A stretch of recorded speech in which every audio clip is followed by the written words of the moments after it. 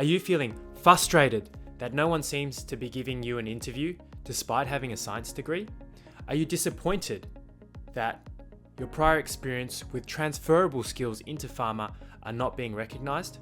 Well, you're in the right place. My name is David Tong, and with over 9 years of experience in both big pharma and biotech and a background as a hospital pharmacist, I've got the insider knowledge that you need.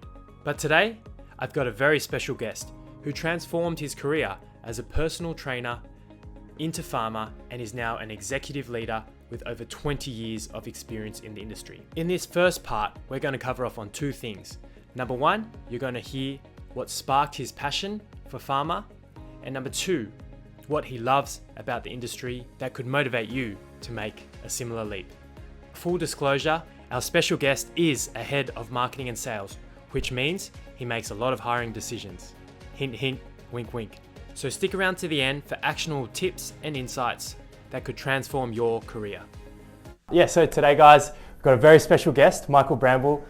Super honored to have you on the channel, and I talk to the guests a lot about, just reach out, and people in our industry are quite willing to help, and we've never met. This is our actually first time meeting, so coming onto camera, really grateful for you, spending time to give us some of your advice. Before I get into the rap sheet and introduce you to the channel's audience, being such an expert marketer, I thought you'd love this about the channel. We talk about easy to mind, easy to find. And so this channel, in one word, is about grit, something that I think you have a lot of, especially with all the sporting pursuits that you have. And so the grit, the one word, the G stands for guidance and helping newcomers come into the industry, leaders of tomorrow. The R is relationships and, being a hiring manager yourself, maybe they'll get to learn a little bit about you and your thought process on hiring new staff into your team. The I is inspiration, learning a little bit about your career journey, and then T, hopefully transformation for these guys and getting them into the industry, because it can be a little bit tough to crack. But let me get into the rap sheet. Okay. I love this. The first thing that stood out to me when I stalked your LinkedIn was mindful leadership. And one of my favorite quotes is, the grass is greener where you water it, and sort of that mindfulness and focusing your attention on the places it should be. Education, went to UCID, so did I. Sports and exercise science. Work-wise, super impressive career journey. Ran your own business for 4 years, director, owner of Macro Fitness. Cracked into the marketing space. That's super hard. I don't know what it was like in your time. Not that I want to give away your age, but yeah, starting as associate product manager at Merck for 5 years, marketing in across a number of therapeutic areas, diabetes and pain. Moving to Mundi as the marketing lead of respiratory for 2 years, 4 years, sales and marketing manager, again respiratory at Menarini. 2 years head of marketing, big role, prescription, biosimilar, generics and OTCs at Viatris. And more recently, you're 3 years at Inova, sales and marketing director, sitting on the Australian leadership team. So yeah, super impressive career, and yeah, thank you again for making time, Michael. Pleasure. Great to be here, David. And happy to help out. When you sort of reached out and spoke about the sort of people that watch this channel, happy to help out. It's a great industry. I certainly got a bit of luck, and you talk about relationship in the grit, and I think that's a really big part of any successful career is to your relationship you build, your networks, the people that help you get to you where you are. But then I think it's all sort of our role to help those people, next generation come through and those sorts of things. So I'm a really big believer in that, sort of paying it forward, certainly in the commercial space for sure. Yeah, thank you so much. Yeah, on behalf of the audience, thank you. Now, I do have a little bit of a game for you. Quick this or that, so it's just, no one or the other. Are you ready? Yeah, I'm ready. Coffee or tea? Tea. Tea, all right. Never had a coffee in my life. Really? Never. How Never are had you a cup. surviving? Never had a cup. Can't stand the Wow. smell. You got through university, never ever, so that's the easiest question to ask. Wow, okay, I'm impressed. Early bird or night owl? Early bird. Early bird. Sauna or ice bath? I love both. I do both regularly, yeah. So probably at a push, I'd say ice bath. I love that, no fence sitting. Running or yoga? Running. Running. Test the waters or dive in the deep end? I'll probably dive in, to be honest, yeah. Education or experience? Oh, that's a hard one. I'm going to say experience. Effectiveness or efficiency? Effectiveness. Books or podcasts? Books. Last one. I saw this as your beautiful banner on LinkedIn. Lovely beach shot. So this might be an easy one for you. Beach vacation or mountain retreat? Beach Beach every vacation. day. I'm looking forward this time next week being up at a beach in Queensland. So yeah, with the family for 2 weeks, so beach easily. How good. Yeah. My girlfriend loves the beach as well. So awesome. Thank you for playing that game with me. No problem. And sharing some insights into your personal preferences. A quick disclaimer before we start. The views expressed in this interview are solely those of myself and our guest. They do not reflect the views or official stance of our employers. Our guests have not been compensated for their participation in the interview, and any discussion is purely for educational purposes only. First question, to the name of the channel, Finding Pharma. How did you find Pharma, and sort of what inspired you to pursue that first career?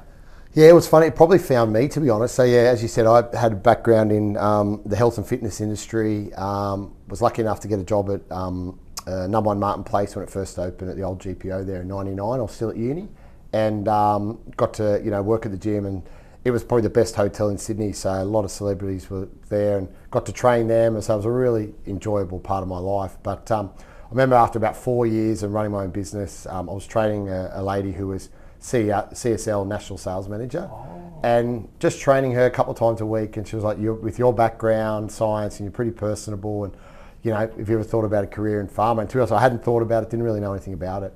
But then as we met every couple of times a week, I'd just chat to her about it, and I was thinking, getting up at 4:30 every morning and having the last client at 9 o'clock, it's great to do in your early 20s, but you're probably not doing it in your 50s. So I sort of thought maybe long term, pharma might be the way. So at the time, MSD had some sales reps. I know you might mention about my LinkedIn, but there's a couple of jobs that aren't in there just because of the length it would be, but I did start in sales. So they had a couple of roles going at the time in Fosamax for osteoporosis, and also another product in Vioxx, which was an anti-inflammatory, which actually subsequently in late 2004 got recalled. But so I went for a sales role, and they sort of said, you rarely get a role at MSD first up, but I don't know what it was. The guys who interviewed me both liked their sport and swimming and keeping fit, and so I got a job at MSD and Robin, who's been on this channel as well, Robin Whiteley, we started the same day, Valentine's Day 2004. So it sort of found me, and I'm a big believer that things sort of happen for a reason. If I don't train this lady from CSL, I'd probably never get into the industry. But I think having got into it, and with the background and my passion for business and people, it's just a perfect mix. Perfect mix, yeah. And I suppose coming back to LinkedIn and things like that, I did see that you shared one of your favourite books, The Empire of Pain. Yes. And did that maybe subconsciously feed into your decision to move into healthcare, in that, like putting patients first? Yeah, look, I think so. Look, and that book's probably not a real positive read about the sort of opioid epidemic. And it was after I'd sort of, been in a company that was sort of part of that. And, but realistically, I think just, being passionate about health and fitness, and I think I'm a big believer in, stopping things happening before having to probably take tablets and things like that. But I think at the end of the day, the world is, medicine is amazing. We see what happened through the COVID-19 pandemic and what pharma really stepped up. So I feel privileged to be part of it and be able to look for, work for companies that bring innovative medicines to patients, in not only Australia but worldwide, and really just help the health of everyone, really. Yeah, no, super inspiring. And I think we know pharma needs people like you and from diverse backgrounds. So definitely. We're definitely grateful to have you. If you're finding this interview as inspiring as I am, go ahead and smash that like button. It's a great way to show love to our guests. Don't miss out on exclusive access to industry trailblazers and new weekly content that can transform your career. Hit that subscribe button and join our community of future pharma leaders. And hey, subscribing is free, unlike the overpriced coffee you probably had today. Yeah, what's one thing that you love about the industry? Coming into this new Chatswood office, there was a lot of press around the Inova Dream Hub, and I read about, I think as young professionals, so my background being a pharmacist, working either in a community pharmacy or a hospital, like you don't get that work from home.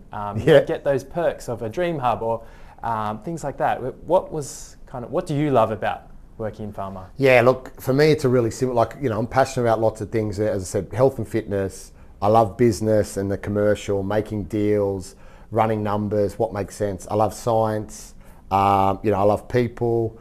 I can't go and sit at a desk and work on the same thing, spreadsheets every day. So I like the, dynamism that's in pharma. I like the fact that, some days I'm in the office, some days I'm out seeing, out on the road. Some days I'm in meetings with maybe pharmacy groups or banner groups. Some days I'm interstate, some weeks I might be travelling overseas. You sort of roll that up. I get bored pretty quickly, and I think pharma's an impossible industry to get bored in. No day's the same. We chatted off camera earlier that, I came in this morning, the day was set, got an email with some not great news, 9:30 this morning, changed my whole morning. Some days you get those emails and they're great news and those sorts of things. So, no 2 days are the same, but my passions around health, science, people and business, they all just come into this perfect juncture in pharma. Yeah, sounds like amazing agility that you have. And now, I hope you found Michael's journey from personal trainer to pharma executive as inspiring as I did. But inspiration is only the first part. Click here for part 2 to get Michael's advice on how to break into the pharma industry without any experience. Trust me, you won't want to miss it, and it's a story very close to home for Michael. See you there.